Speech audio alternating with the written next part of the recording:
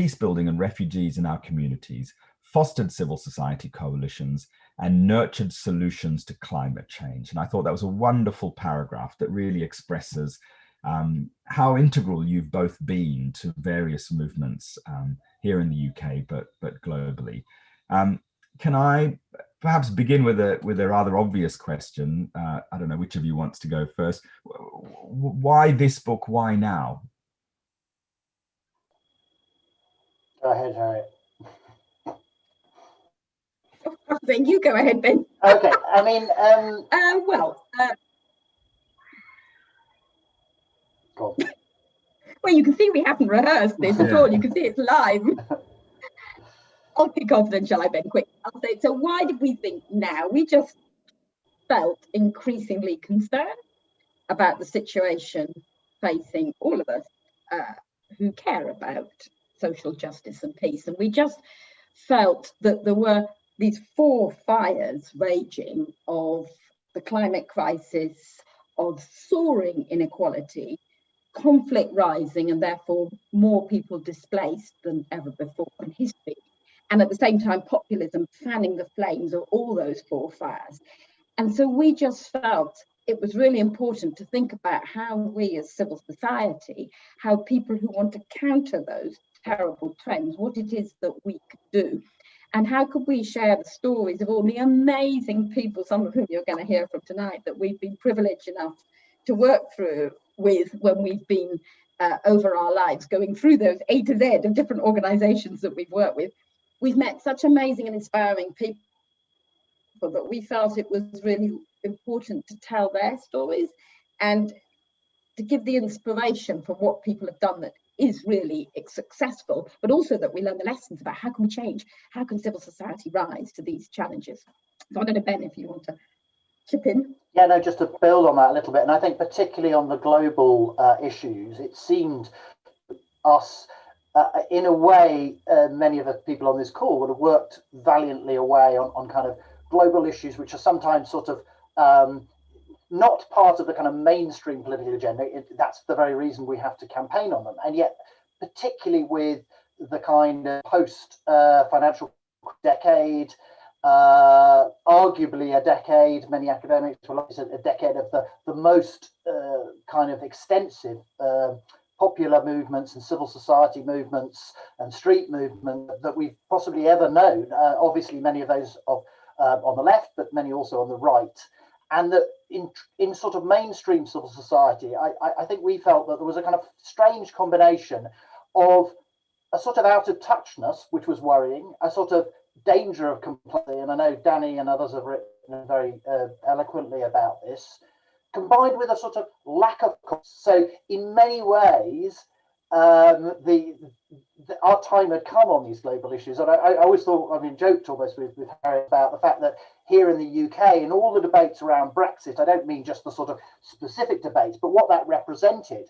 Here were people talking about these weird, obscure trade issues that we've been groaning on about for, decades, as it were, over here in development movement, and our time had come, and yet how civil society was absent, and we weren't rising to that challenge. So it was driven by a combination of sort of what we felt civil society had to offer, and we're passionate believers in the power of citizens ultimately to change them on these huge issues that that face us. That we should be more confident, but also at the same time needing to reflect on, as Harriet says, how we need to change, and particularly just by looking at practical experience and telling those stories, because I think that many of us in civil society, mainstream as it were, there's endless books and memoirs and all that sort of stuff. Actually, there are the sort of manuals for us in the industry, as it were, and then there are sometimes the sort of heroes, activists, but the kind of real world that we all know of civil society, often that story is not told from the inside, and so we thought we had something to offer really through other people's and other organizations' stories. Thanks. Well, I hope that we'll get to some of those stories in a bit, but another thing I found really inspiring was you use this phrase, hope is happening, in the book. And I really thought that sort of captures the sort of moment. And you describe some events literally, well, almost literally a year ago, on the 7th of June in 2020. You talk about what happened in Bristol with the toppling of the statue there. Harriet, do you feel that this is that sort of, do you feel a sense of inspiration, of momentum, of real change? Yes, I think so. And we talk about the fact not only is hope happening, but it's not a sort of Pollyanna-ish, eyes shut, fingers crossed kind of hope. It's a really hard-edged hope. This is a hope forged out of what people have struggled for and are sometimes getting closer to achieving. And I think we have to be honest, though, it does really vary across some of the different movements that we look at. So we look, for example, at the climate movement, which we feel is at a phenomenal moment of strength that is absolutely not at all the proverbial little David against Goliath, is much more like Goliath slugging it out with Goliath, this extraordinary growing momentum of people pushing for action on the climate against the extraordinary power of the fossil fuel movements and governments and those who want to maintain the status quo. And so there you feel it's kind of getting close to, can civil society really tip for some of those changes we want to see? Whereas I think in other places, and I don't know if it would be interesting to talk to Abir about this afterwards, I think on something like peace building, I think civil society is still really on the back foot, and that actually those forces that that foster conflict and then are pushing a hardening approach to refugees around the world, actually sometimes that's where we're not actually at the same, we haven't reached yet the same momentum to begin to push for that change. So there's no question there's hope because of the extraordinary resilience and achievements of people, but actually the picture varies according to different movements that are working for these new international visions. Thanks. Look, just a reminder, if you, this is a book launch for Anger to Action, in case you've joined the wrong forum. If you're on Zoom, we're on the webinar format, so please use the Q&A function at the bottom of your screen. We've got 80 odd people joining us on Zoom. You can put your hand up if you'd like to ask your question, and I see that Rochelle has got her hand up, and I'll come back to you in a bit. And if you're on YouTube, apparently you can interact, and someone will keep a lookout for any comments or questions coming up there. And Anita has helpfully put in the chat function to all panelists and attendees on Zoom the discount code for the book, 30% off if you use that code. So there you go. There's the payoff already for joining the call. Ben, you talked a bit about sort of citizen movements, you know, on the left and on the right, and in the book you use this phrase "citizen quake," which I also quite like. Can you tell us a bit more about that? And you know, what's your interpretation of what's happened, especially in the decade since the Arab revolutions? Yeah, I mean, I think that one of those issues just kind of come back to what Harriet was talking about was you know, that moment after the financial crash, when I think many people on a progressive side sort of thought, well, there you are, that just shows that, you know, the whole of the system, which it did. Of course, you had Occupy, and you had some amazing movements, and then you also had the movements like the movement in the Middle East for freedom. And it was in a really important time.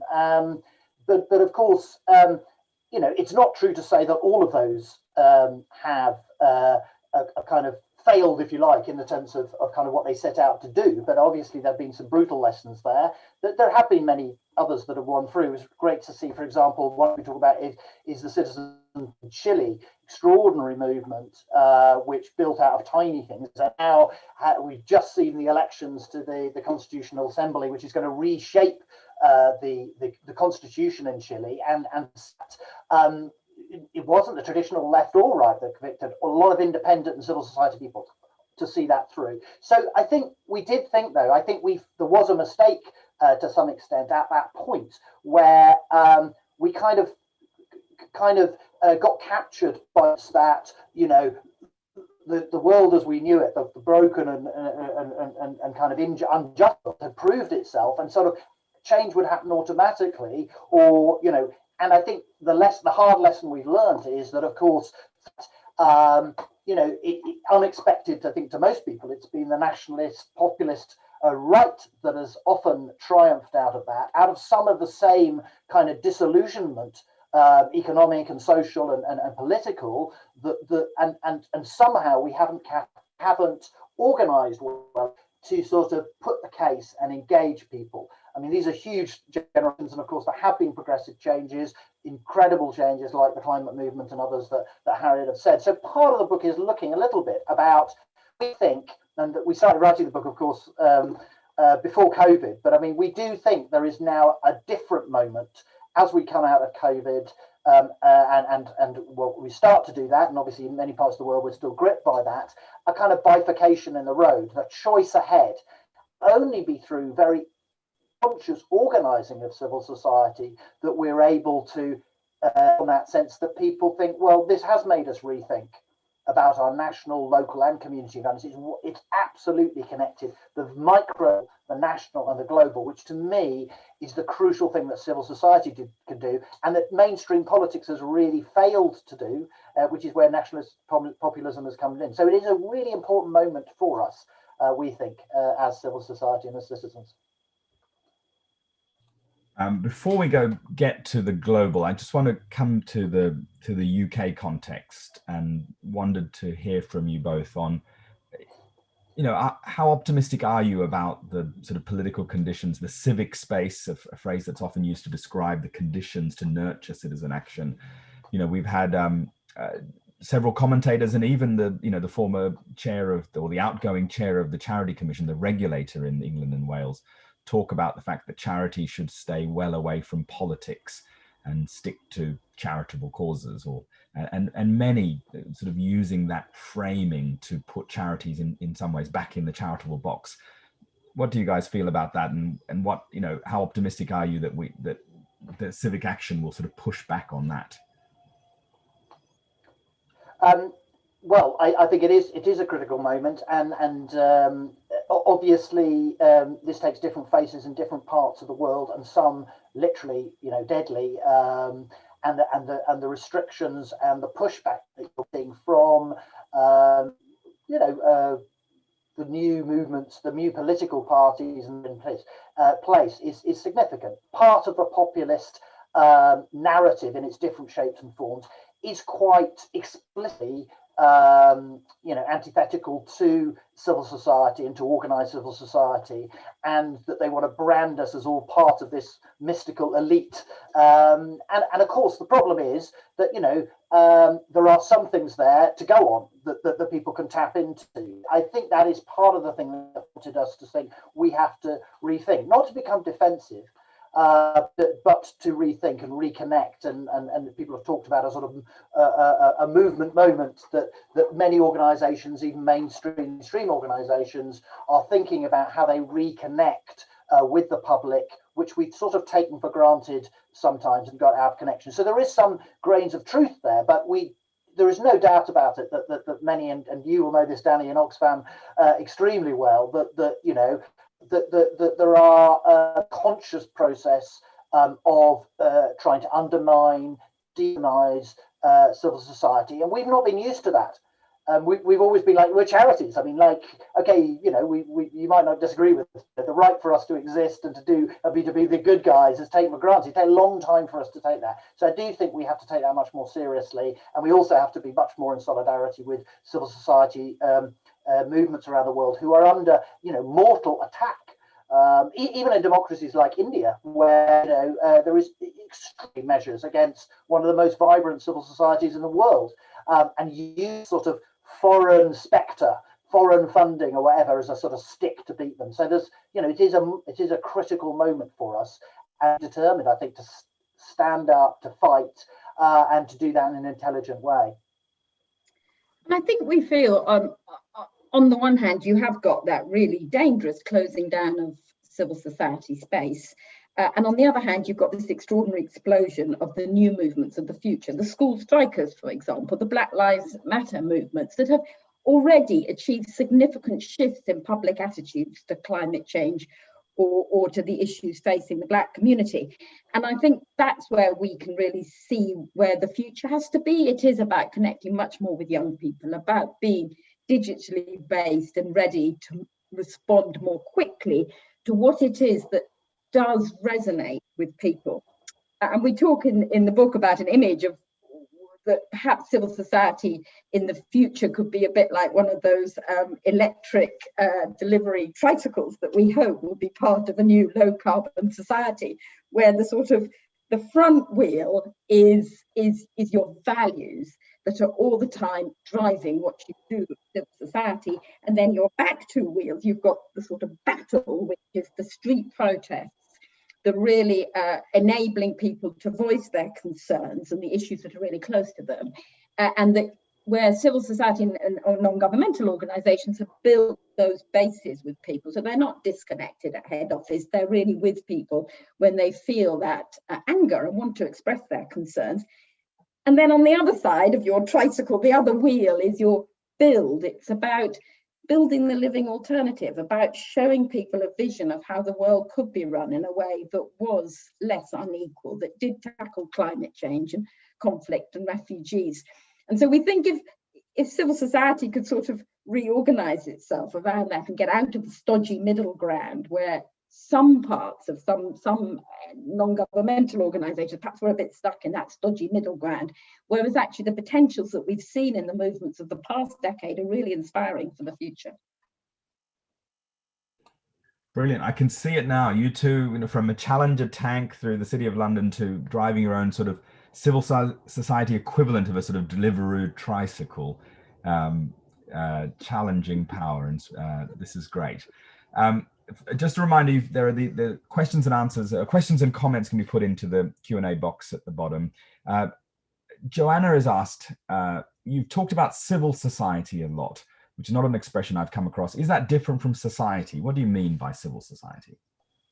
Ben? I was typing a reply to that, Joanna. Very good to pick up on the jargon, which we've tried very hard in this book actually to write it in a way that wasn't inward looking and outward to the sector, and we've just gone and done that.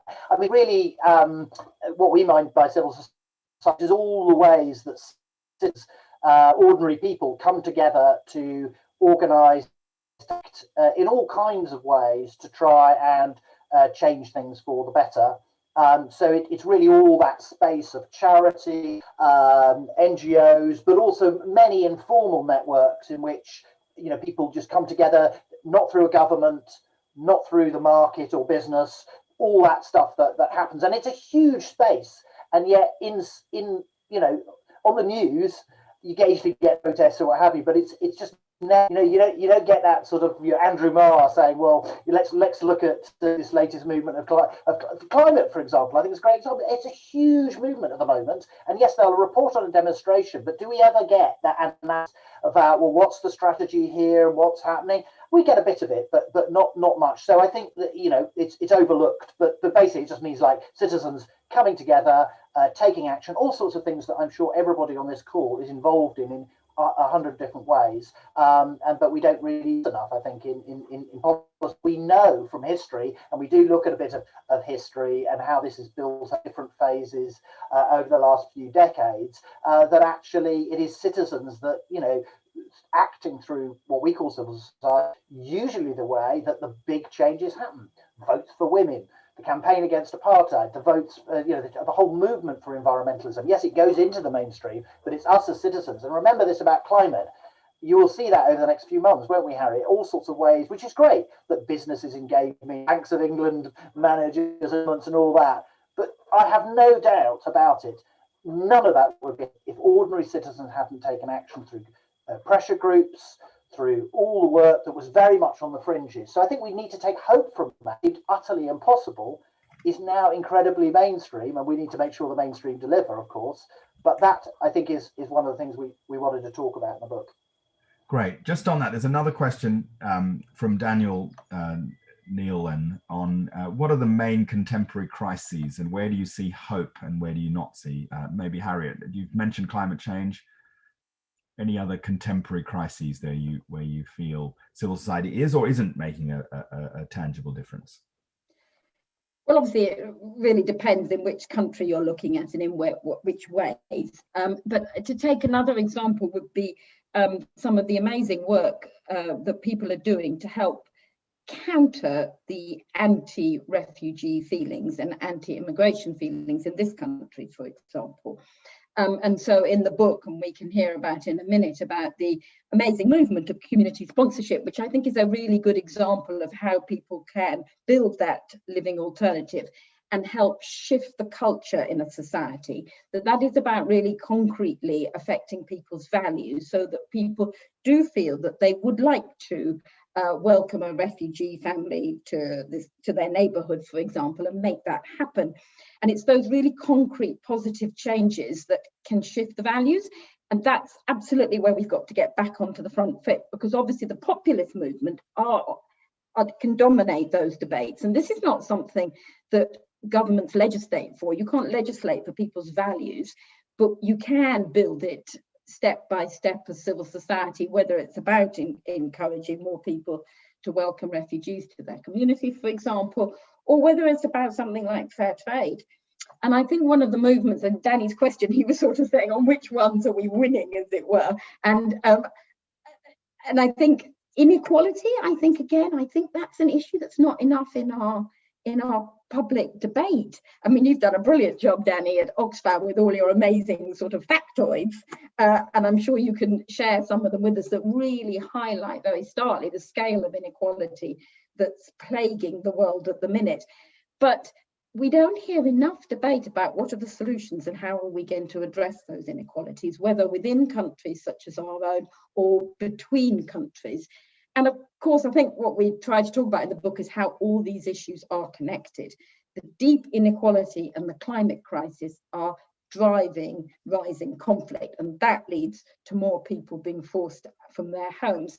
And so our thinking was, well, how is it that we can, through all the different actions that we can do, how can we help reconnect these issues better? So, because you can't begin to tackle conflict if you're not also attacking inequality.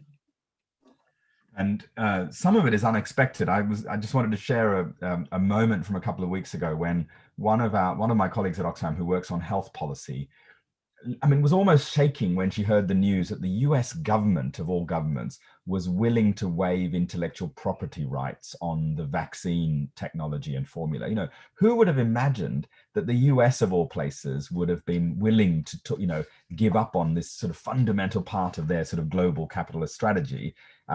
And yet we're seeing some remarkable progress, for example, on vaccine access. Not enough, not by any means, but unexpected progress in some ways.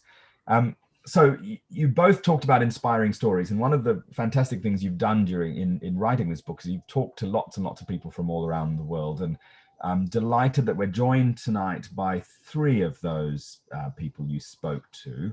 And I'm going to ask each of them just to say a bit about their own sort of story and maybe reflect a bit about where the world is today and maybe share any lessons. And the first of those is Mark Heywood, who is dialing in from Johannesburg. Mark is a really well-known and well-admired activist in South Africa who began who was a co-founder of something called the Treatment Action Campaign, a really important movement that worked on treatments and drugs for HIV/AIDS, and has been a sort of stalwart of activism in South Africa for several decades. Mark, any reflection? I mean, we've never seen health equity and health access so high on the global agenda. Could you maybe tell us a bit about your story and then any reflections on where you think we are today? Thanks, Danny, and greetings everybody from Johannesburg, and congratulations, Harriet and Ben, for a timely and very important book. And I hope that tens of thousands of people read it around the world, because it has a very important message about the power of people. Danny, I think, the centrality of health to equality and dignity and people's well-being could never have been more evident than it is in the middle of the COVID-19 epidemic. And for me, I feel like I've lived through two disastrous epidemics in my life as an activist, the AIDS epidemic and now the COVID epidemic. And in many ways, I feel like the COVID epidemic shows that the world hasn't or didn't learn from the AIDS epidemic, because it's the same issues about inequality, about how medicines are developed, about how medicines are priced, about who gets medicines, about who is vulnerable to illness, that plague us today as they did 20 years ago. And in fact, Saturday marks the 40th anniversary since the first cases of AIDS were diagnosed. And I've just written an article about it, which I'll post after my couple of comments. But just let me make 2 or 3 minutes. As you said, Danny, we set up the Treatment Action Campaign in December 1998. And I guess the TAC was where I learned about how much power we have as ordinary people, because it's not an exaggeration to say that in 20 years, the Treatment Action Campaign has probably saved several million lives. Now that sounds like a vast claim to make, and I wouldn't make an exaggerated claim, but I think that we can show that we saved several million lives. But what's important to understand is that movement started literally with a handful of people, literally with 5 or 6 of us who held a demonstration in December 1998 outside a church in Cape Town, because we saw something that was wrong in the world. And it was the fact that we had this growing AIDS epidemic in South Africa. There had been an AIDS epidemic in the United States, in England, in Europe, etc., which had kind of developed before it had in parts of Africa. We were dying of AIDS. We knew there were treatments that could prolong life, that could prolong dignity and health, but they weren't available to us and to millions of other people in developing countries because they were too expensive, because they were patented. Whereas if you had HIV in New York or Sydney or London, there was a probability by 1998 that you would live with HIV rather than die of AIDS. So for us, that was a wake up. And it was that HIV, like COVID, was not just a disease issue. It was a human rights issue. It was an equality issue. And so we decided to fight it as an equality issue. And we decided that rather than people sitting back and accepting the stigma of living with HIV and dying quietly in homes and in hospitals, that we would organize a movement where people with HIV, first and foremost, would stand up for their rights. And so, you know, over the next few years, we used protest, we used litigation, we used research, we built alliances with people all over the world. We mastered the science of HIV so that we could negotiate with pharmaceutical companies and governments because we knew what we were talking about. We were able to break down and to dissect the issues. And, you know, on that basis, we were able to begin to score a number of victories. And I just make a couple of points in closing. You know, one is that we do have power.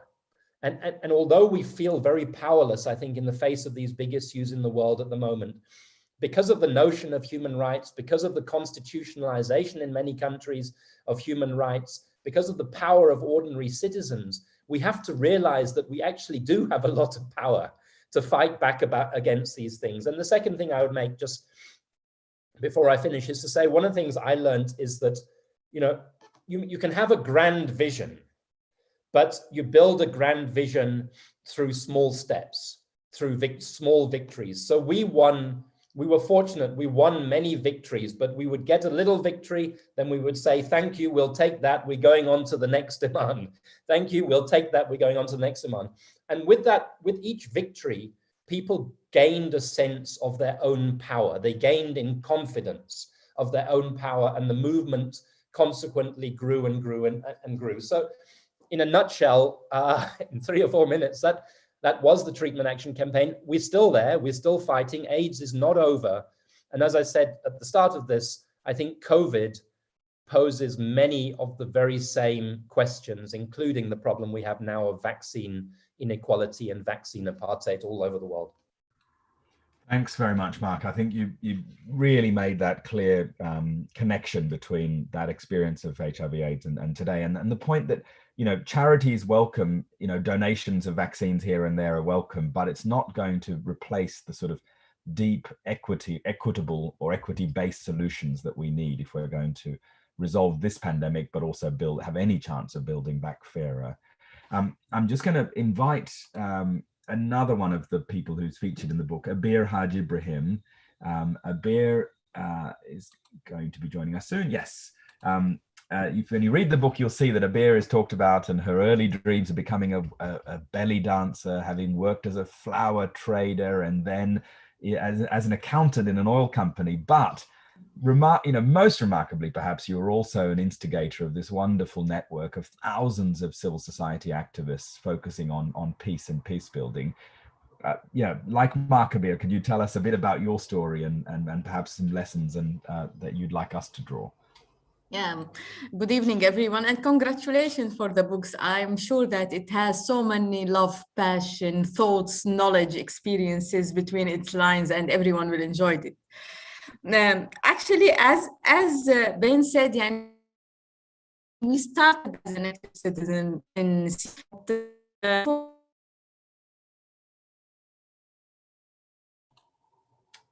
environment for us, soft education or soft skills or dialogue. Things were moving in 2011 towards war, peace building, armed groups, armed children, armed teenagers in the streets. So it wasn't only the active citizen where we have like a development that need to be done within our community. We started like this in late 2009, but it wasn't our case until now.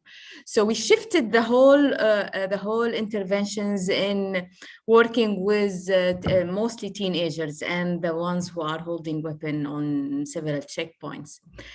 It was one of the active citizens actually who were able to bring one of the teenagers from the streets, putting his gun on the room, entering a group in a learning journey, and then transferring from a child holding a weapon into a child inside the school again. So that was a huge shift to everyone. And in that shift, unfortunately, there wasn't any INGO around us. It was only this kind of active citizen, a lady who did all of that without any risk mitigation.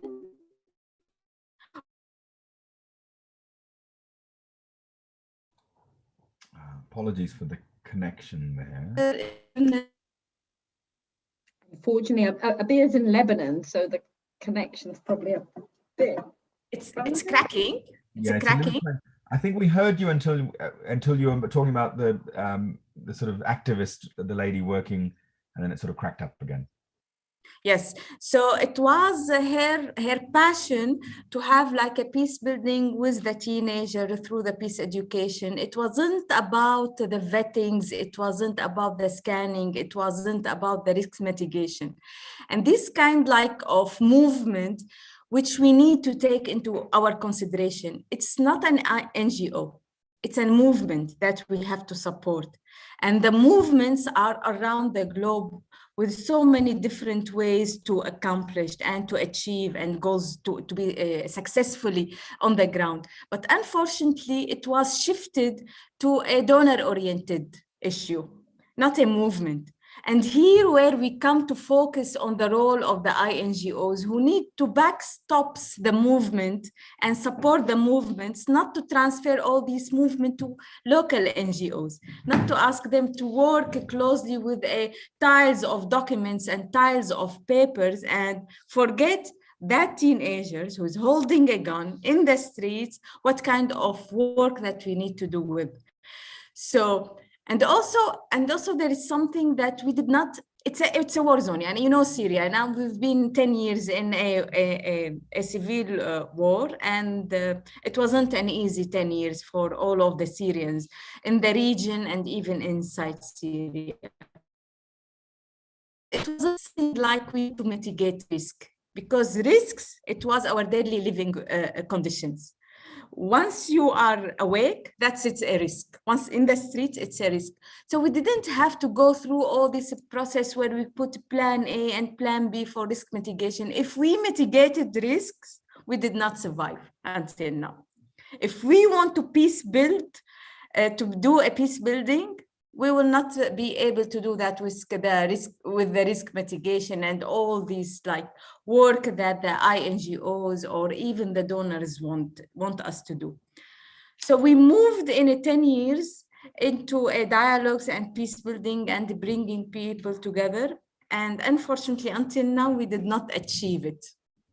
We did not get what the others did, like Mark in Johannesburg. It's like a movement, and we are doing it in step by step, but we are still in the first step. There isn't so many success factors around us, but still you will see that there are more than 4,000 to 5,000 social activists who are real peace builders, who are real peace ambassadors, who are trying to break the barriers of war and work across lines and cross conflict zones and areas and try to have like a dialogue around what kind of peace building we want to Syria in the future. So this is our experience. I didn't brought so many successes, but we do know that we are in a long learning journey for peace building around the globe. And it's not only our country, it's all of us together. And we do know that we need these INGOs to take us with them on board to reach up several levels where we can put our influence as a peace actors in a track 1 levels, in a track 1.5, to see the others who are behind the scenes, listening only to the Syrian case without knowing what actions need to be taken, what movement need to put it, and what kind of youth engagement that we need to put on the table, and women empowerment on the peace talk, so we will have like better peace building processes later. So if we come together to put a joint strategy, this movement will be more supported and more successful. Thank you. Great, thank you very much, Abir. And you make such an important point about the, almost that the struggle is an important goal in itself. The fact that people, are still working for peace, are coming together, are connecting, are building the sort of social capital. And yes, success seems a long way away, but at least you are on that journey together. And we wish you all the very best for you and everyone in and around Syria. I want to move from the sort of global to the very local and introduce you to Nick Jeyarajah, who's the third of the people who's featured in the book. And Ben and Harriet described the committee meetings of the Herne Welcomes Refugees group. And I wanted to read it because it's wonderful. It says, crammed into one another's front rooms, sitting on the floors or standing, a movement fueled by tea and homemade buttery biscuits. And I thought, in some ways that describes almost, the vast majority of civic life. I work at Oxfam, which is an 80-year-old organization. We have operations in 90 countries around the world, 10,000 or so people who work at Oxfam.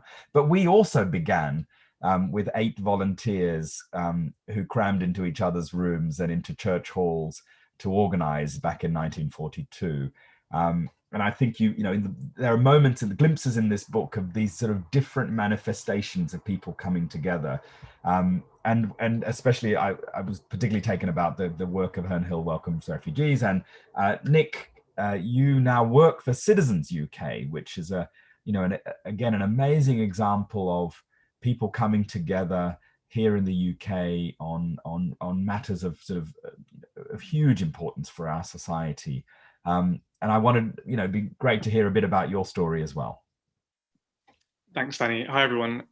Congratulations also to Harriet and Ben. I can't wait to see how many people you inspire and how much change we spark from people reading this book. Well, if we can get Herne Welcomes Refugees to be employing 10,000 people across sort of the world and international offices, that'd be rather good. But I mean, to tell the story very briefly, I personally just graduated from university. I'd studied politics and history. I was looking for ways to use what I'd learned to sort of change the world, and had all these highfalutin ideas, but had honestly no way of knowing how to interact with politics and then how to interact with the change I wanted to see. I caught wind in my neighborhood of Harriet and another neighbor doing some research around the local sort of project, a refugee resettlement project. I had no idea, and to be fair, I don't think either they knew at that point what it might look like, but they knew that it was about resettling refugees and it was about communities coming together to achieve that.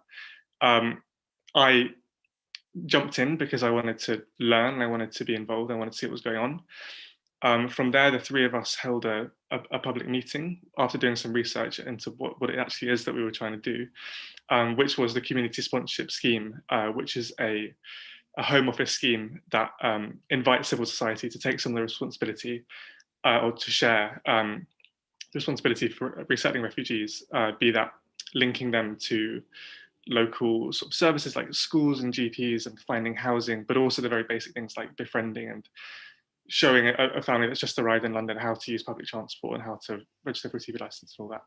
So Harriet, Rachel and I, Rachel's on the call as well, held this public meeting where we just circulated some flyers. We said the simple thing of, do you want to help refugees? Do you want to do something about this problem that we've all been reading about so much in the paper? This is around 2017.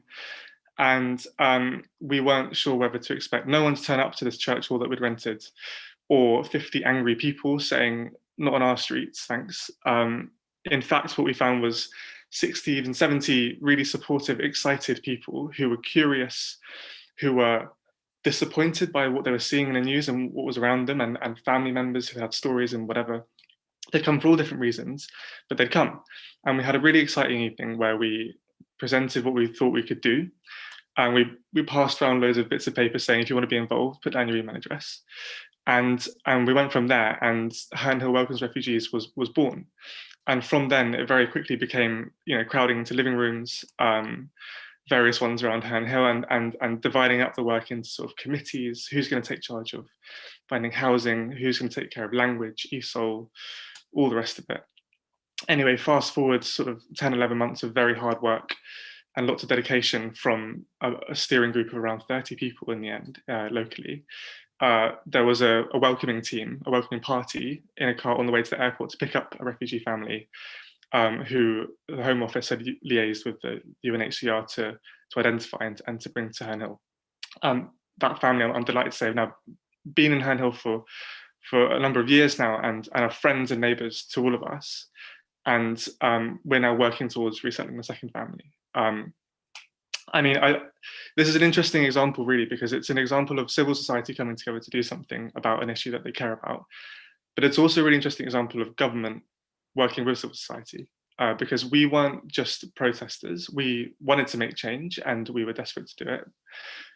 But this is a government scheme that we were working through also. So it's a really exciting and quite unique example of the Home Office, who have so often been seen as the bad guys, quite rightly in lots of cases.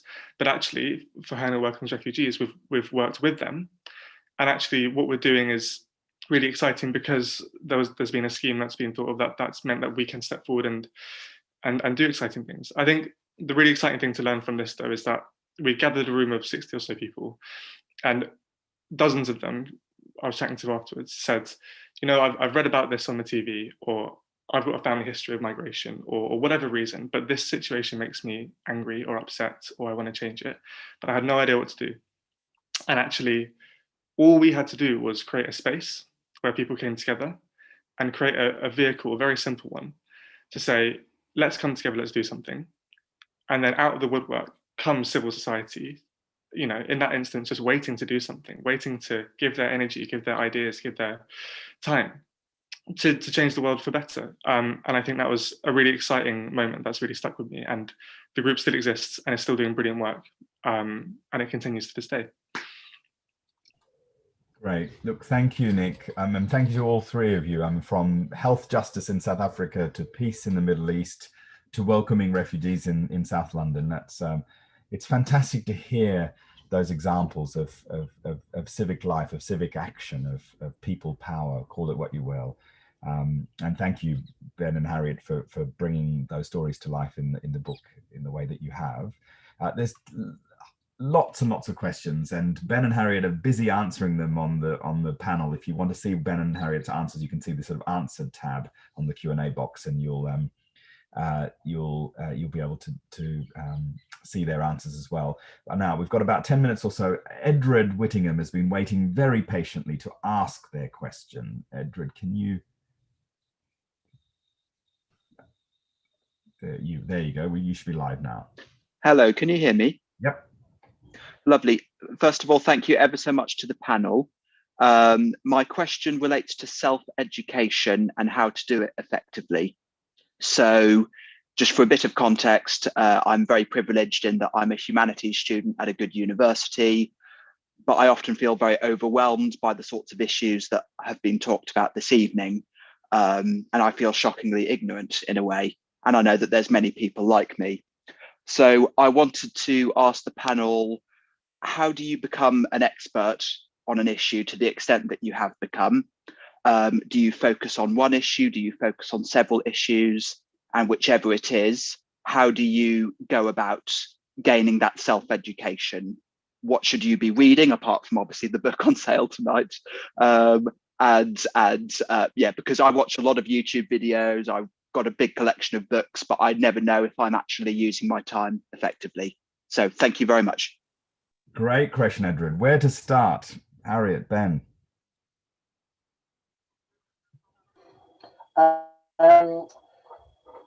Yeah, it's a great question. I think the first thing to say is that knowledge is power, and I think both extending sort of analysis of the world and an understanding of how the world works issues is important. At the same time, I do also think that we shouldn't be intimidated. This is not to say this is not an argument for ignorance, but I do think sometimes in NGOs it actually is an obstacle that we pour so much emphasis, especially in the mainstream, into sort of policy analysis. And as I say, this isn't an argument for ignorance, but actually action management often is the way that you learn. So I would, and all the research bears this out. So I would also say, don't feel like you've become an expert in the issue before you do it. I mean, one of the little stories we tell in the book, I remember in the early days of the campaign against developing country debt that was kind of growing, and there was some sort of kind of people enthusiastic on this, saying we should turn it into a big campaign.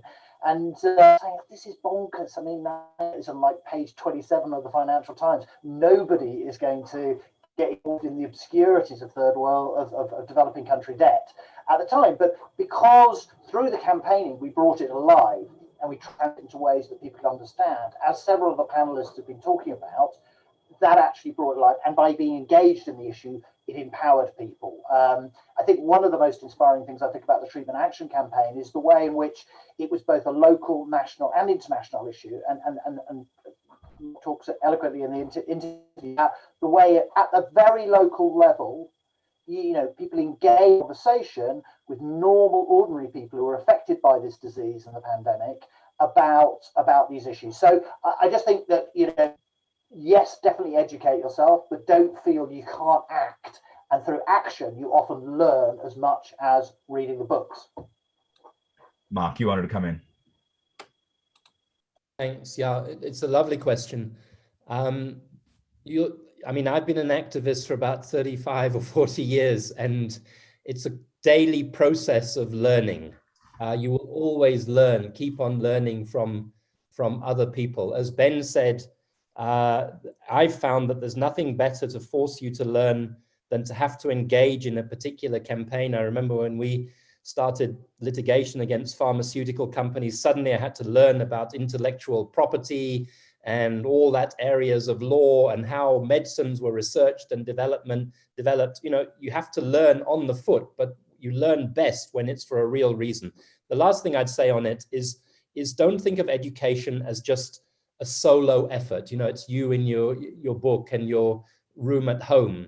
Education can be a joint effort, particularly in civil society and social movements. one of our greatest strengths in TAC was to pioneer something we called treatment literacy. And that was that we made sure that everybody who was a member of TAC understood the science of the medicines, the virology, the law, etc., etc. People who had had no formal education became more literate and well-versed on talking about those things than doctors and nurses and high government officials and so on and so on. So learning is one of the joys of this struggle that we are all in together. Brilliant. Thanks, Mark. Oh, Harriet, go ahead. Well, I wanted to share one of my favorite Chinese proverbs that we quote in the book, and then to answer another related question. And the proverb goes, I hear and I forget. I see and I remember. I do and then I understand. And so just to support what both Mark and Ben have been saying, I think it is all about that doing. That's the greatest learning that you can get. And where I think it connects really well is in a great question from another Ed, although you don't have to be called Ed to ask a question or have it answered, which is about, is one of the problems that too many of progressive movements are really driven and connecting with middle class educated people and not connecting enough with everybody. And I think that's where I'm so inspired by the work of Citizens UK. I think they're an absolutely brilliant example in this country where they work really well in going, for example, onto housing estates and really listening to what people are worried and concerned about, as opposed to listening but kind of really waiting to say, well, my NGO is working on this issue and look at this campaign we're running. It's actually about really teasing out what it is that people are really worried about and what are the very concrete steps that can be taken to make progress. Which, building, I think, on Mark's example, it's the first step of progress, and it doesn't matter how small it is, but a step of progress empowers you and inspires you, and you go to the next step. And I really think citizens' work is brilliant and can be an inspiration to much of civil society. And they themselves actually were inspired by American Saul Alinsky, who, of course, was with whom Obama worked in his early years in Chicago. And so I think that there's so much to learn from what they've done. Thanks. Look, we've only got a few minutes. I'm going to do a quick fire of a few of the questions. I'm really sorry we're not going to get through all of these tonight. So Kathleen Christie asks, what can we learn from other countries on campaigning against closing civic space, and notes about, you know, the threats to civic space here in the UK? Ben, what can we learn? Well, you've got to get organized. You've got to think of creative ways around all of that and keep campaigning, as well as facing down the issues and winning over the public. I think that's crucial, and that maybe is something where the mainstream NGOs have sort of slightly taken the ball. I mean, in the development movement where Harriet and I have been working for many years, I think we did lose connection with our base, and when we came under attack, for example, the cuts on aid, we weren't ready. So I would say that engagement, movement building, which is back on the agenda, is crucial. So connections with base. Fran Alagaya asks, how do INGOs start looking more like movements again? How do they connect? How do we connect with our base? Harriet. Well, I think it is about spending the time organising with people and responding to the issues that they care about. So I'll give you an example from the climate movement that we've learnt, is that if you talk to people about climate change, of course, some people care about that, but lots of people are not worrying about the end of the world. They're worrying about the end of the week and the fuel bills they've got to pay. So talking to those people and with them about steps that you can take to reduce your fuel bills, to give you a cozier home, and it will help tackle climate change, is one of the ways in. And I think the international NGOs need to really go back to those listening to people and helping building those bases, the way that Oxfam did when it started, as you were saying, Danny. But somehow we got government money, we got government contracts, got bigger and bigger, and stopped doing that really long, slow work in freezing cold town halls. Stephen Pidham asks a not small question about the relationship between civil society social justice movements and the democratic process. Does your hope extend to the possibility of achieving democratic change here in the UK? We've got a minute. You could crack that. I think it's vital. You know, if you look at all movements, connection between mainstream politics and what we call civil society is vital. Obviously, for achieving civil society objectives, that we need to also, get governments to change. But it is also about what democracy really is. And we talk in the book about, all this discourse about the kind of people talk about the public space. How we engage with each other is really crucial. That is part of the crisis that we faced. We don't seem to be able to engage. And there's the theories about digital and what have you. That is another role of civil society.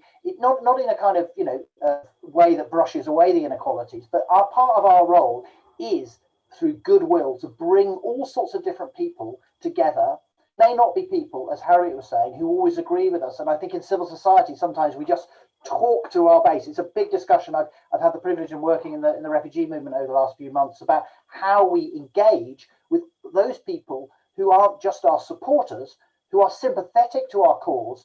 It's difficult or alien at the moment to engage and express that support.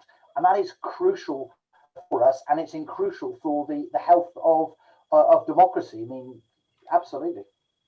So and I also think, Danny, it's sorry, just go ahead. Quickly, I think it's also about reimagining democracy, because people have also stopped voting, or they're just voting once every few years, and democracy can be really brought alive by some of these new ideas the climate movement's been pushing forward, for example, around citizen assemblies, where you bring people together nationally, but also locally and in an area to really participate in co-creating what is the action that you want to see to tackle climate crisis in your village, in your town, in your country.